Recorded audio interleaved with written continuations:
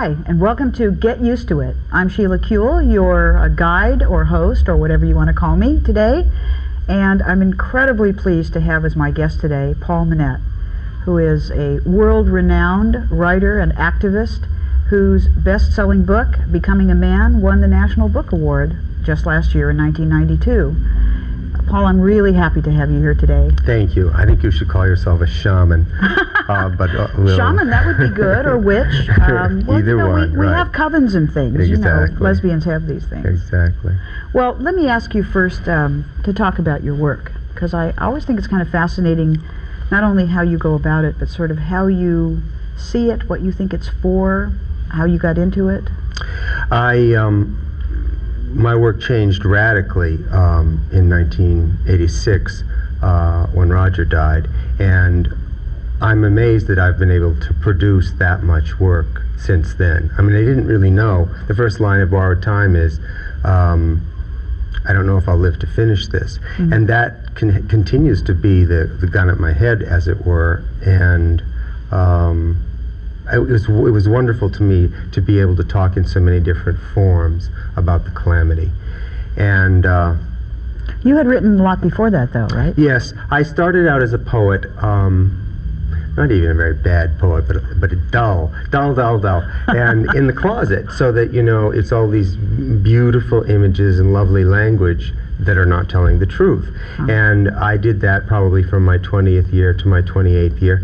And I had a certain amount of success. I was able to publish in some magazines and a book, and kept going on. I mean, I assumed at the time that I would, if I was lucky, be Wallace Stevens or Robert Frost or someone, that I would really, really make my commitment to that.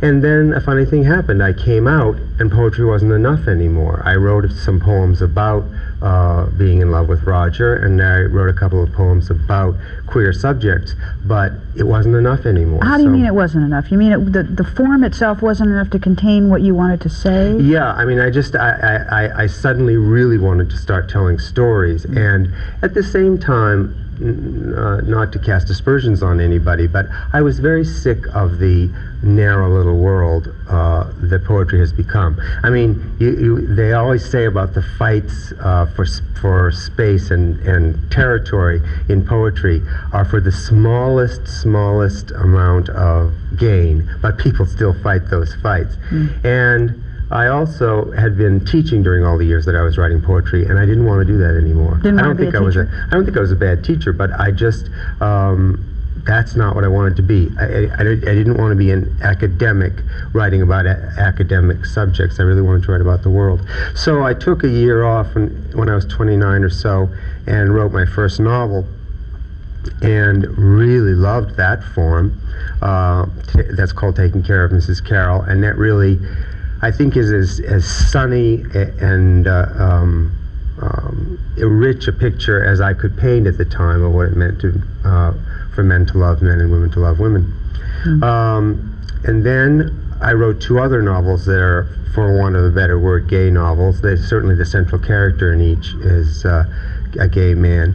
But I was very interested also in writing about gay men and straight women in one of those books, and in the other, the sense of what we call our chosen family. It seemed like your early books were really, well, all of them really about relationship. Yeah, there's no question in my mind, Sheila, that I always wanted to write love stories. Now, I realize that life doesn't always end with good love stories, and all relationships aren't all shaped like a Valentine. You mean all love stories don't have a happy ending? Right, exactly. But at least they were love stories. Yeah, yeah. And I sometimes think if you followed some of my characters 100 pages later, things wouldn't be so easy. But I felt so much in the world of New York writing and Boston writing that the only way that people could talk about love was cynically. Mm-hmm. And caustically and ironically. And there are some people who do that brilliantly, but that's not what I wanted to do. I mean, I really wanted to to try something else and really show that, complicated though it may be, you can make it work. And then, by then, Roger and I had moved to Los Angeles, and From really, Texas, right? From Boston. From Boston. And quite by accident, I got involved in the screenplay business, and there was a period of about 5 or 6 years when I was, crazily busy. But I was writing romantic comedy, which as a form has really died out a lot in film. I mean, there are still things like Sleepless in Seattle, but it was a dying art form in the beginning of the 80s. And it took a while for me to feel like I was dealing with slime on dirty water.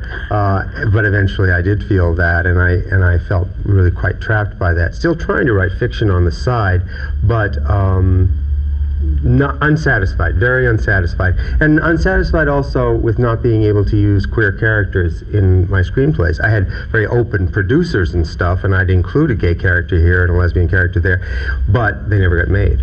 So it happens that when Roger got sick in 1985, that became a kind of segue out of the business, and I've done some few things since then. I did an episode of 30-something, the first draft of it anyway, and I've done a project for PBS about AIDS, which I hope maybe will go for great performances. But my real work, it's funny. I mean, I was mostly known as a rather glib and ironic observer of the contemporary scene. To some extent, though, that's kind of the vision that people have of gay men in the arts. Right, and exactly. gay men writing. Exactly. It's sort of joie de vivre, the sort of, especially even since AIDS, I think, in which now we are, going off gaily into the sunset or whatever, and that's not always the case at all. No, it isn't. And I also think that I would give anything to still be writing glib and joie de vivre like novels instead of having gone through all this. But the other way of looking at it is that I was prepared after 15 years of writing to tackle AIDS with a real imaginative depth, I hope. And I remember when I was pitching Borrowed Time to publishers, that a couple of publishers said, well, of course he's a wonderful writer and this is a marvelous proposal, but there are going to be dozens of books like this. And I said to my agent, I don't care, because those dozens of books aren't going to be about Roger and me, and I want to leave our record for the future and for the time when the history starts to lies and starts the revisionism. And there weren't dozens of them. There have been some quite moving things done over the course of the last several years, but no one told a love story quite the way I did. And though it was a downer, it seems to have really affected people, to inspire people, And so based on that, based on writing Borrowed Time, I wrote 2 novels, one called Afterlife, one called Halfway Home. And Halfway Home, Afterlife's a very angry novel, and it's about people who want to, murder the government. And Halfway Home is much more about people and about someone who thinks because he's at the end of his life, he's at the end of his capacity to love also, and is not looking. And his ability to fall in love becomes the kind of spine of the story. And ironically, his ability to fall in love with an older man who cares for him so much allows him to even heal the wounds in his blood family, which are Catholic and dreadful. So I feel like I did that. I was able to actually write a love story in my terms. It'd be nice to write 15 of them, but it's the way Forster probably feels about Room with a View or Howard's End, that they're just they were his magic books about love. And I never expected, on the other hand, to be well known as a writer of nonfiction. I never thought of myself as someone who could do that terribly well. I didn't think of myself as a good reporter, and I'm a big fan of good journalism. So you thought of nonfiction more as reportage rather than a creative kind of thing. Yeah, exactly. And yet I know that's not what I produced in Borrowed Time, really. And it was the first time I was aware of my own voice that way, and Becoming a Man flowed rather naturally from that. I think I may have told you that so many people wrote to me after Borrowed Time. The 12 years you had with Roger are so extraordinary to read about. You are so lucky you got what almost no one gets and what everybody wants, and it's just inspiring to read about a love this deep. And I thought, yeah, but you don't understand what it was like for the 25 years before that, and the miracle is that someone who was as self-hating as I was, and hating of my tribe as I was able to conquer that and fall in love. Did you think that it was too idealized, though? Was that the sort of I some of the feared that I had over-idealized it in a way, in a good way perhaps, but you know, it had not.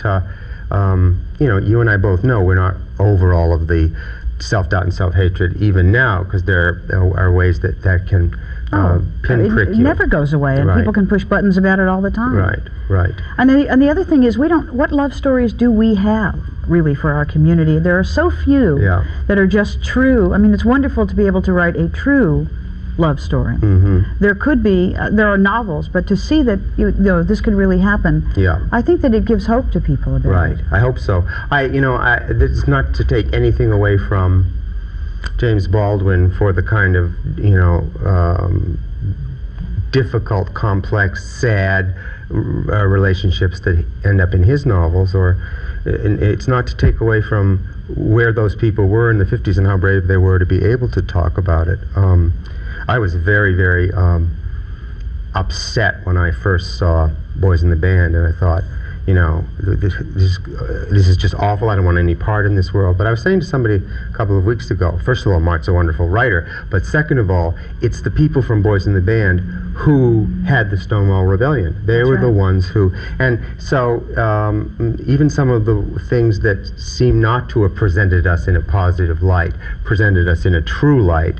And I try not to idealize my gay characters, and I try not to idealize myself in my own writing.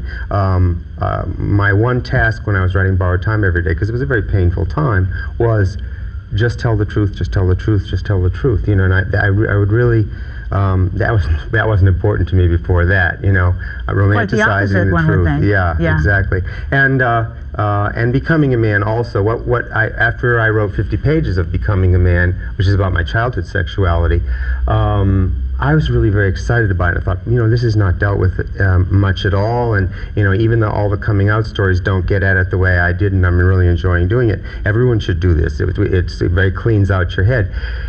And then about 50 pages on, I had got to high school, and I thought, no one should do this. This is really a very painful process. And Winston, who lived with me through the whole writing of it, said that I became 15 when I was writing that, and as uncertain and unaware of myself as ever, and that I became that 20-year-old at Yale when I wrote about those college years. Interestingly, I don't feel like I settled a lot of scores in my life. I mean, you weren't getting back at people in your book. No, once I got to it, isn't it's certainly a temptation, and I certainly did it a few times, but I didn't so much blame everybody for it, nor did I take the blame on myself. I just thought that the status quo, what it was like that we had to go through, was all wrong, and that we know we must change that, and we know that we've given our lives to try to change that. But I wanted there to be a book for the 17-year-old that I was, who had nothing to read. No one explained to me even about James Baldwin and you once sort of heard that Who's Afraid of Virginia Woolf was really gay. I mean, you just didn't have anything. The library at Andover is not a prudish place. It's a very fine library, and I mean, all you had was a little Kraft Ebbing and about our damaged sexuality. Right. And we must never forget that even in '64 or '65, when I was still in college, Time magazine came out with an issue on homosexuality and said, this dirty little secret, this poor excuse for a life, and we had a lot to answer. And was Winston right? Did you go back to that high school I mean, when you write, does it feel as though you immerse yourself so much in it? Because it really, your books don't feel like you write them at a distance, Paul, you know? Yeah, yeah. I've certainly learned that, you know, Tina Brown from The New Yorker called me right after the March on Washington and said, would you like to write about it? And I said, well, I'm going to write about it actually, but I think I'm going to write about it differently than what you want. I think it may take me a couple of months, and I did write a 50-page essay about it, trying to talk about AIDS and the march and where all that fit in and what it meant to be gay now. And I said, besides, some of these essays have been presented to your staff, and they sent them back to my agent saying, this is beautifully written. He's such a wonderful writer, but it's too personal for us. And she said, who did that? I said, it's not important, but I have to tell you that for 15 years I listened to publishers say, it's too gay, it's too gay. And now that's okay, but it's too personal is what I get instead. You think that's the same thing in a way? I suppose it's a code word for the same thing. You know, it's a... but I find that the more I mind my feelings, and the more I don't fear self-revelation, the more acute I can be, you know. I mean, I think there are probably some people who see it as this person who maunders about himself over and over, but it's taken us a long time as a tribe and as brothers and sisters to get to a place where we really can talk about all the stuff. You know, when Dorothy Allison wrote that book about A Bastard Out of Carolina about child abuse, there were a lot of lesbians who didn't feel it should be nominated in the lesbian fiction category, and she's a lesbian writer, you know, and she's very proud of that, and we should be very proud to have her. And in any case, that's a book that meant a great deal to me, and that book had the kind of experience that I had with Becoming a Man last year. It opened so many people's doors, or broke down so many people's final defenses. And as I've said over and over, you know, I think people our age have come to a place in our lives where we want to take another look at what was all that we went through, and how did we survive it, and who was good to us, and what does it mean? And I hope, and that process is very good for us as a generation. I think that's true. Let us take a break, because in the next several minutes I want you to come back, and I'm going to ask Paul about sort of his life growing up, and then we're going to talk about life and death and the universe and just anything that occurs to us. We'll be right back. The whole damn thing. The things that I had been taught about homosexuality didn't compute as far as looking at my own son and saying, well, he is not these things that society has told me. I really got helped at the PFLAG meeting. They helped me tremendously. We went. We knew that we needed help. We met wonderful, wonderful people. It was really a fantastic experience. Don't let fear control your life. Call us now. I'm glad I have a lesbian daughter, otherwise I wouldn't know all of you wonderful people, and I wouldn't have had this enriching experience. It's interesting how you keep saying, you know, when our age, and I think we were actually in school at the same time. I'm 48, and you are? I'm 52. Well, there you are. Oh, hi. Welcome back to Get Used to It. We're talking to Paul Monette, who, as you know, won the National Book Award last year. And I wanted to ask you, Paul, the book for which you won the award, of course, was your autobiography. Mm-hmm. And what was it like growing up? Where did you grow up, and how did you feel as a young man, and when did you first know you were gay, and all those things? I grew up in Andover, Massachusetts, and I had my bags packed to leave when I was 3 years old, but it doesn't turn out to be as easy as that. No, really. That's actually a line of And it was all Miller's. peanut butter and jelly sandwiches anyway. Yeah, it was. It was a very 50s experience. The thing that made our experience as a family very different, and I think contributed to a much worse closet than it need have, because my parents were really quite lovely people. My brother was born with spina bifida, and so there was this urgency about the first 10 years of his life when no one was sure he would live for 6 months, a year, 5 years. He's happily living into his 42nd year, and it's just fine, and he's married and he's a lawyer. But I think that gave me a wrong-headed thing. I don't know whether I felt guilty about it. I certainly felt, oh, I have to be the normal one.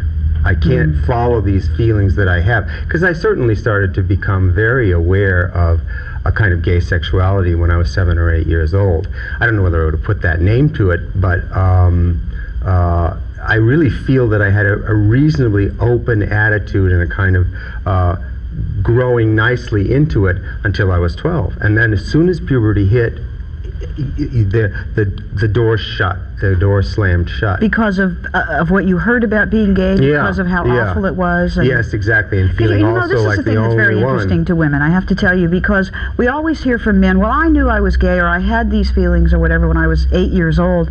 And I have to say, we sit here and go, maybe 12 or 13 for me before but sex is so oppressive in the society for women that we generally don't want to think about it. We're told, don't get into a car with strangers, and that's about what you hear about sex. Yes, exactly. But for gay men, it seems to be different. What does it mean to have an awareness of this? What do you mean before puberty? Well, in other words, all of the playing behind the barn or upstairs in the barn with one boy or another from the neighborhood struck me as a great deal more serious than it struck them. And I'm far too sensitive as it is, but I really knew that was about something, and that was about me. I had no name for it, and as I grew into adolescence and heard what a terrible thing it was, I learned how to hate it also, and learned the ventriloquism of pretending to be straight. And I think I decided somewhere in the middle of my teenage years, well, I'm certainly never going to be happy, and I'm certainly never going to find someone that fits me, and maybe I can just, somehow engineer one of those, dead marriages and go along with it. I often say to parents groups, if you're spending time wondering about, it's all my fault, and if I'd done this differently and I'd done that differently, and maybe it would have turned out differently, we know enough now about the genetics of it, and more to the point, the joy of people who are out.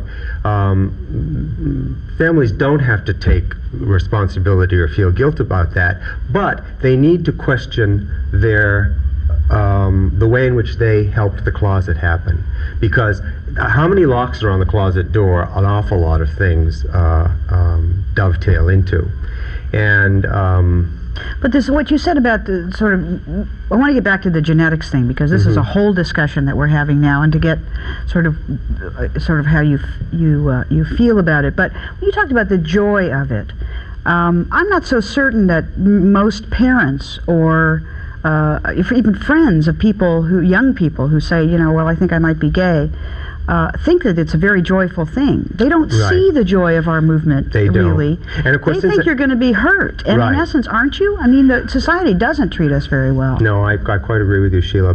And also, I didn't come out until I was 28, so that when I say it was like all of the windows of my life opened, the real person I could then be was the joy has never left me for the 20 years since then, and I know the difference between that and what I went through before it. No, I think that parents and friends and siblings worry that, it's going to make your life so much more difficult. Well, I've come to see that everyone's life is difficult, and if they think being straight and getting married in your early 20s and having kids means that you're going to be happily ever after, they're not looking at the statistics. I think that, intimacy is what we're not taught.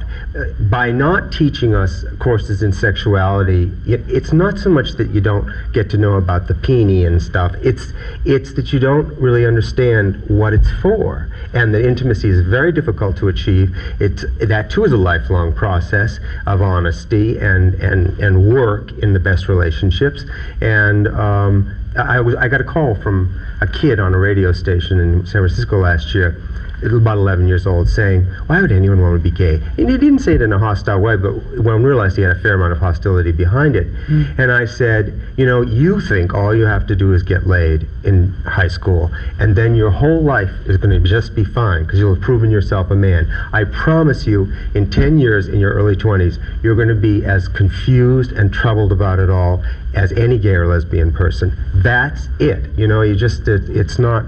So I think that, in a way they overstate overstate it when they say, oh, you're going to be so miserable. Well, it means you're going to have to be part of a political action, and you can't take anything for granted. But a Jew can't take anything for granted either, and a woman can't take anything for granted either. And not only that, but that political action, that fight, I mean, I have to say, Paul, you're a lot less angry today than I've seen you in the past. I mean, the whole... You should have seen me watching the Pope's arrival last night. Yes, the Pope, I couldn't... And Clinton together in Colorado. Yeah, I thought, is this a triumvirate or what? Yeah, it is. It's terrible. I have been able to focus a lot of my rage into my writing, but I don't feel the same kind of rage as I'm glad I was able to be as raging as I was.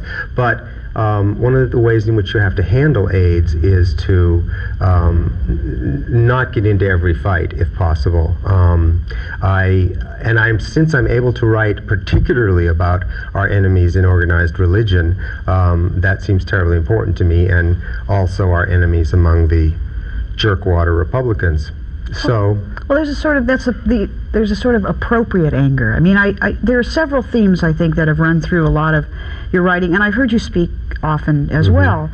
The sort of appropriate rage at the government's neglect concerning AIDS and other issues affecting our community. The relationship of sex, intimacy, and love, which is different from sex or intimacy, which is more. Right. And sort of the joy of that, and the joy of the political struggle, which is like in your face, and I'm having a good time. Sure. I think the most moving thing that has happened to me in working with the struggle for 20 years, it was going through the process with lesbians and coming out the other side and finding ourselves brothers and sisters. And it has taught a lot of us men issues of feminism that we hadn't thought about, and for us to be able to trust one another, and AIDS then of course came into the middle of that, but so many of our lesbian friends have been our healers and helpers throughout that. You know, this has kind of become the mythology of our movement. I've heard a lot of people say it, that what lesbians have learned from gay men had to do with camp, with humor, with not taking ourselves so seriously, with really being very big and funny and open and kind of lightening up, for Christ's sake, you know, and that men have taken from us this sort of political activism, but also the notion that feminism is really about the value of real people's lives and making sure that stories get told. Yeah, exactly. And it has brought us together, but we tend to think that it was AIDS that made men have to face this, in a sense, have to take their own mortality a little more seriously. What do you think? Well, I mean, AIDS changed all the rules, and so it's hard to see where the movement would have been without it.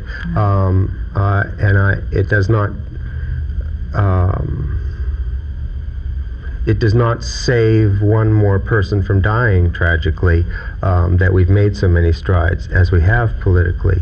The fact is, a kind of genocide by indifference occurred during Reagan-Bush years that the history will record someday. I mean, it's so appalling, so obvious to us.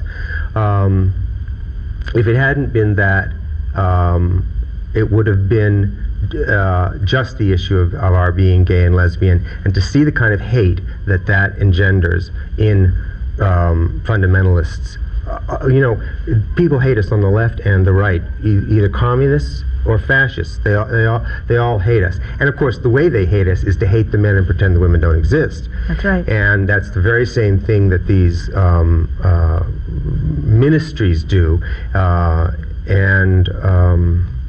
think that religious fundamentalism is the great problem that the world has, and it's a much bigger problem than communism ever was, and we're not the only people who ought to be fighting it. We are their enemy, so we have to fight it all the time. But people are so naive, like they can't connect the killing of a doctor in Florida and the World Trade Center disaster and that nut in Waco as being, those are all fundamentalist issues. And you need to read 2 sentences about how Muslim women live in Africa, and you just see that you have this 1,000-year-old oppression of women, and in the Catholic Church you have almost 2,000 years of oppression of women. And it's terrible because you watch the television and the Pope's arriving, and why are you covering this? Why don't you cover what a bad person he is? All right, cover this asshole for 5 minutes, but then cover overpopulation or cover women in poverty. Did you see that the fundamentalists were protesting his visit? Interesting. Because they're anti-Catholic. Even the Catholics aren't good enough for that. You know? right. Not stringent enough against the queers, I guess. Oh, exactly. Well, there's a lot of anti-Catholic. I mean, it's all an excuse, really, for I'm better and I'll kill you. So I'll find a reason to do it. And religion has been generally the best excuse, because then you don't take any responsibility. It's God made me do it. Right. But I think this ethnic cleansing stuff, which is a kind of secular religion, it's the sort of the same thing, except my my ethnicity told me to do it. Right. Well, we as gay and lesbian people, we know this, and yet it's hard to reach out. We know that we have to be an international movement, and we have to help gay and lesbian people throughout the world who are suffering much more than we are, who are put to death for it in Iran, for instance. And we need an international perspective, because most of the enemies we're dealing with in this country are xenophobic. They don't care about the rest of the world. The rest of the world can just die because we got ours. And to really, I know priests and sisters who are doing remarkable work with their lives and whose altruism has really moved me very, very much. So I try not to have, I try to keep my rage for the leaders and what those ayatollahs are doing and what they do at the Vatican. Well, there's this difference between religion and spirituality too. I know you're writing your latest work, I think, is a group of essays. Right. One of which you told me is about a priest. Yeah, well, it's called My Priests, and it's about a bunch of religious people that I've come to know and admire, and who feel comfortable with me being an atheist and yet still talking about some of these things. You know, when I get together with them, we often talk about the politics of God rather than. But I don't mind that they pray for me either, and I know what you never can tell. The sense that I have is that the churches, the religions, are full of very brave people, women who've stayed in the church and become pro-choice. That's true of a lot of nuns, and priests who have come out and revealed themselves as gay. And want women to be able to be priests too. They're fighting on a front line. You know, all these priests who molest kids, of which there are just thousands and thousands, if they were able to come out and talk about themselves, what happens is that they make this vow of chastity at the age of 20, and they get to be 40 and they hit a midlife crisis and they can't stand it anymore, and they reach out because the kids are the people who they're close to. It's not particularly that they're pedophiles, but that's the only way to take it. Well, and one of the things, religion exerts an enormous amount of power because it controls sexuality and sex. That's been it in every religion I ever read about. Right. And I think that's why we've been the demons of most religion, because you need to control procreation as well. And you're going to have a bunch more Catholics or a bunch more Jews or a bunch more whatever. Yeah. You got to not have abortion.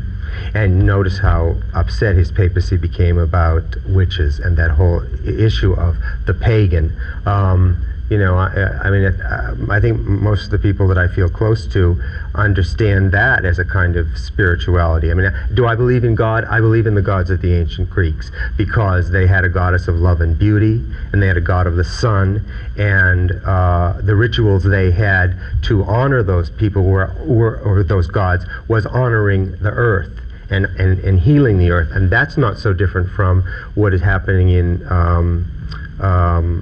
South America with that kind of new spirituality and kind of radical Catholic thinking. Well, I think radical lesbians have always talked about sort of the lost, unwritten women's religions. Being a witch really meant being in touch with the earth and knowing about which plants were which medicine, and practicing medicine without a license is really what it amounted to. Yeah. And I even think, since the snake was the goddess's familiar in most legends, religions, that's the very reason that the snake is the evil thing in the garden, in the very first book. Right. So let us take this symbolism away from their religion and turn it into our religion. Right. Now, of course, I could never prove that, but it's simply No, right but there. I mean, if you go through the Minoan palaces in Crete and see the snake goddesses, and you realize that it's a woman-based religion, or if in Cnidus in Turkey, which was a Demeter was I mean, those were every bit as strong as any other religious ways, and it's so much a matter of fighting dogma all the time, and fighting for us not to be dogmatic either, to be open to it. I think that born again pagan is what it says on one of the bumper stickers that we see around here, and the sign that I think upset the fundamentalist Christians the most in Washington was "Bring back the lions." And that they can't get the joke in, but oh, that's good. Well, let us take a break. Okay. And you better come back, because we're going to keep talking even while you're gone. We'll be right back. I was at the March for Women's Lives, or.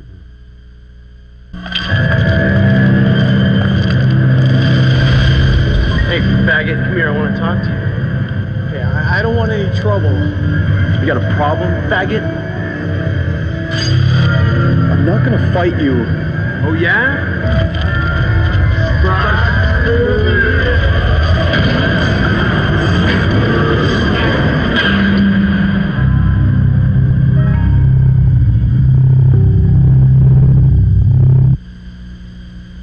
I don't think that any gay or lesbian people suddenly felt that the tribe was less when that ridiculous report was issued in April. Let's tell the audience about it, though, because you don't know what we've been talking about while you haven't been watching. Welcome back to Get Used to It. My guest is Paul Monette, and we're talking about just about everything you can imagine. But and of course, he specifically is right the smartest now, man in the world. So. or the most garrulous.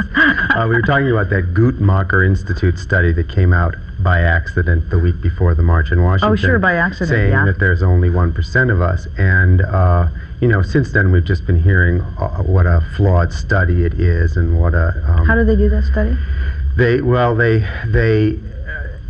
only asked men about the sex they'd had during the previous year, or the previous couple of years. Was it exclusively with men? I mean, the irony is, as Betty Bresson says, if I stop having sex today and I live 40 more years, I'm still a gay man. It's as simple as that, because it isn't just about carnal sexuality. Well, sure. My joke the last year has been, if a lesbian is a woman who has sex with another woman, I don't know what I am at this particular time in my life. I thoroughly understand that. And also, that study was so wonderful, sort of like doing a phone survey to see if there are any gay people. When they're taking names and social security numbers, it's sort of like it's Nazi Germany. They're trying to figure out if there are any Jews there, and they just call around. Hello, any Jews in your house? That's no. right. There wouldn't have been any Jews in Germany. Right. No, of course there wouldn't have been. I still think we're 10% at least. Well, I think we are too, and I think that we are 60% of the Catholic priests, and as well. But it's so pernicious that the religious right wants to belittle us by way of our numbers in order to prove that our agenda, as they call it, is very small. We were also talking about, I think, a kind of internal problem in gay and lesbian history right now, is that the good side is we have now achieved a place where we have gay and lesbian courses in a lot of universities, and some of them really quite brilliantly done, and not just cheap political correctness, which is of course the term that is used against us all the time. And I am very glad to be part of that study of gay and lesbian literature. Unfortunately, the university system over the last 20 years has become more and more enamored of this kind of postmodernism, and so now we have a kind of real fight in the theory between essentialism, which says there have always been people like us. They may not have known exactly who they were, but they certainly knew that they wanted to do it with the milkmaid down the road. There was some aspect of themselves that they really understood. And to say And the opposite of essentialism is called social construction, and it says there was no such thing as a gay person before 1875, because that's when the term homosexual was invented. So you really can't talk about Sappho being queer or Plato being queer. Well, it sort of goes to the question of whether when we were talking about what a gay or lesbian person is, I guess that's the question. What is it that makes us gay or lesbian? Is it either that we have a sense of who we want to love, or do we have to have an awareness of it? Isn't that sort of That's very interesting. The conflict between the two of them? Sure. It's interesting to, Betty Brazon also says that she's come to a place in her career, she's a psychologist, and where she says, it's not enough to come out. It's just not enough to come out. That may be the most important thing you do in your life, but you really have to give back to the community to be a fully integrated gay or lesbian person, because that's how we're finding out who we were. I don't think most of us ever really thought of ourselves in terms of shamanism or healing or magic or the kind of specialness. I mean, if you look at who we are in certain tribes all over the world, we're very special people, and we care for the children, and we care for all the spiritual work, and it's only in this kind of post-Paulist culture in Christianity that something bad has happened about us. If anybody doesn't know this, the important thing that some of our scholars have been able to do is go back to the Aramaic before the Greek and realize that the word homosexuality never occurs in the Bible. It never occurs in the Bible. There's a passage which says men should not lie down with men if they're going to lie with women, and a passage which says women should not lie down with women if they're going to lie with men. And that's stupid enough, but that's as far as it goes. It's like you have to make a choice. Right. And Jesus, as we know, never mentioned he never mentioned it, but he was talking about a love that certainly includes it. And as I've always said about him, how did he find 12 single men in Palestine? So, I mean, and I'm very comfortable feeling that Jesus was queer. I've written about it. He certainly acted up, as we know. He would probably be happy about being thought to be queer, too. And as a matter of fact, when we were at the march, there were a number of people who said, I think if Jesus were alive, he'd be here, walking with us, because, he talked to women, and men weren't supposed to do that. Right. Was remarked upon 3 or 4 times. But let me ask you a question about giving back. Much of what you have given back to us really comes out of your own experience with AIDS. And facing your own life as it is, the loss of your lovers, and potentially your own. And I think I would be remiss if I didn't ask you to share with us some of your thoughts and feelings about it, because I know that you've thought a lot and felt a lot about it, facing your own death and other people's.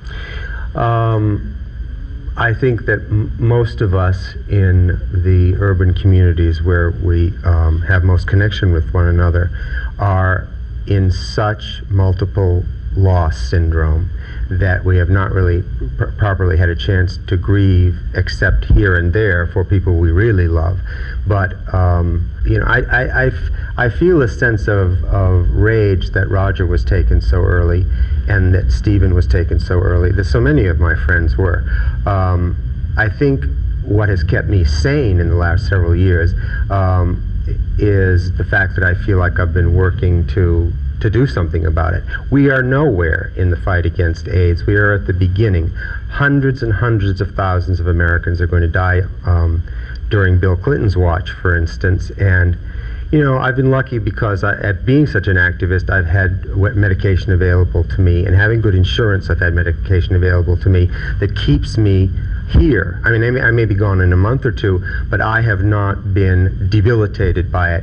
And most people of color, most poor people, most women, most children with AIDS do not have those things available to them, and so they just die these horrible, meaningless deaths.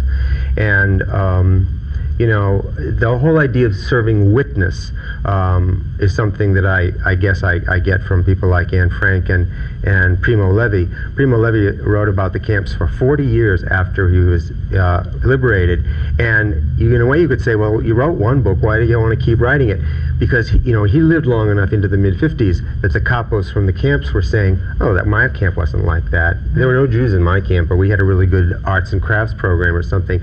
And he saw how history would, I think he probably saw that there would be this terrible thing trying to say the Holocaust never happened. And, then that's a fear now, because as more and more people who were in the camps die, there's a fear that once the last camp inmate is gone, that it will just be the children of survivors, and will lose or will revise until we don't know the truth anymore, which is the reason why the writing of it and the telling of it is so and as we get older, we realize how much of the history that was taught us in grade school and grammar school did not know how to talk about women. It did not know how to talk about Native Americans, and so history is skewed. I mean, history is the history of white men playing politics, unfortunately, and the new history is a very interesting thing, because it now goes back and tries to think about, well, what was the house like and what was everybody doing in the house, rather than what the generals were doing. So in terms of what you leave us, I mean, there's a legacy of your work, but if you were to say to me sort of what you would like all these people who are eavesdropping out there to know or to think about. Well, something that I have believed very strongly over the last several years is that I would rather be remembered for loving well than writing well. The books will take care of themselves. I hope that they will help people. But I know, because I've seen it in so many faces, that when people come to the end, what matters to them is how much they've loved. Nobody on his deathbed, it's a statement in Hollywood, nobody on his deathbed ever wanted to read one more screenplay. And maybe not even wanted to write one more poem, but instead wanted to reflect on or have the love that he'd been able to achieve in life. So, Auden has a line in September 1st, 1939, facing that war, in which he says, we must love one another or die. And we all know, of course, that we must love one another and die, but the way we will be seen and the way we will give back and give forward and speak to the children of the next generation and the next and the next, has to do with, they must try to understand that for all these political fights we fight for little bits of ground, we don't have to fight for that ground, love. I mean, it's just, that is, I guess people's spiritual purpose, or their that's what makes it worthwhile, And I don't think everybody necessarily is going to be lucky enough to find the one person that they can love.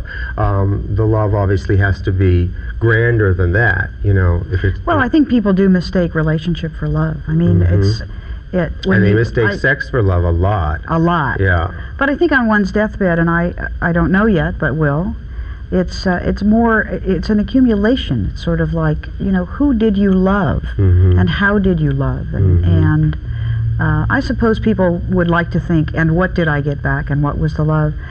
One of the things that I think has been difficult for men with AIDS, as I've heard from them, is that they feel so impatient to get something done. We finally got a movement. We got into this whole military struggle kind of thing, and now we've got maybe a Civil Rights Act in the offing, and we didn't get the military thing, and it was a huge loss. And I think to lesbians, although we're also impatient, we're so used to incrementalism that if you just get one little piece of legislation in 4 years, not that anybody's happy about it, but well, and as you and I have said, the awful as the ugliness was around the military issue and the sorts of things that straight people said and young kids said and all that just hearing gay and lesbian talked about on the news night after night after night after night is terribly important. I never saw the word lesbian in print in any positive context before. Right. Before And, November 3rd. They can try to keep hating us, but then when they keep seeing Margaret Kammermeyer and people like that, it doesn't make sense,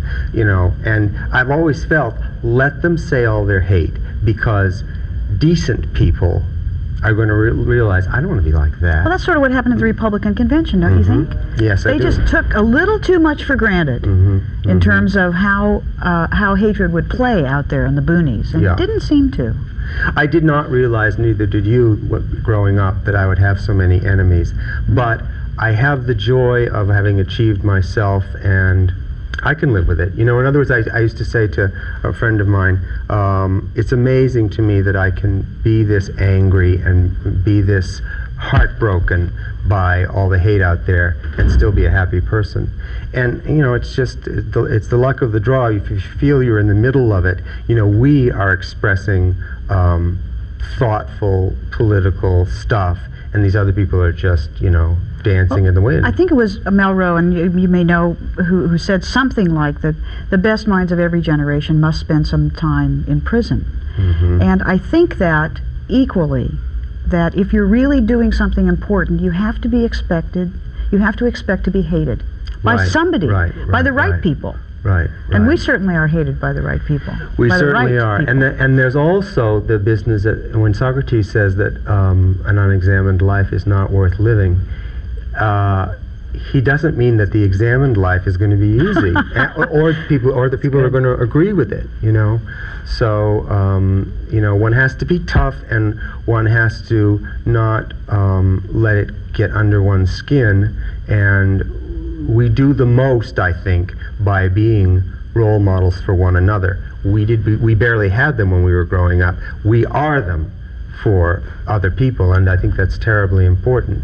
And all the lies and all the not saying the truth that gay and lesbian people go through when they're 10 and 12 and 15 years old, they finally get a sense of, well, those people seem all right, and Well, that's the important thing. Somewhere there's a 17-year-old watching this show who wants to write and probably knows he's gay and is in the closet and scared to death. And I don't know whether watching you, he'll say, oh, now I can do it. Right. Because the difficulty of it is apparent. And yet, I heard you say, the joy of it, it sort of overcomes everything. Oh, it does. It's just, you never have to hate yourself in quite the same way again after you've come out.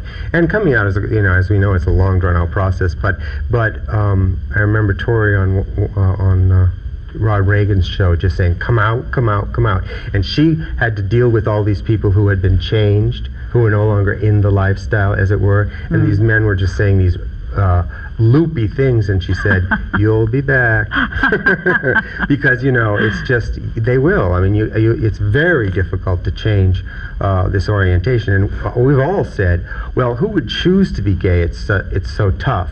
I think that we don't even have to say it that way, because you become so involved with a human struggle.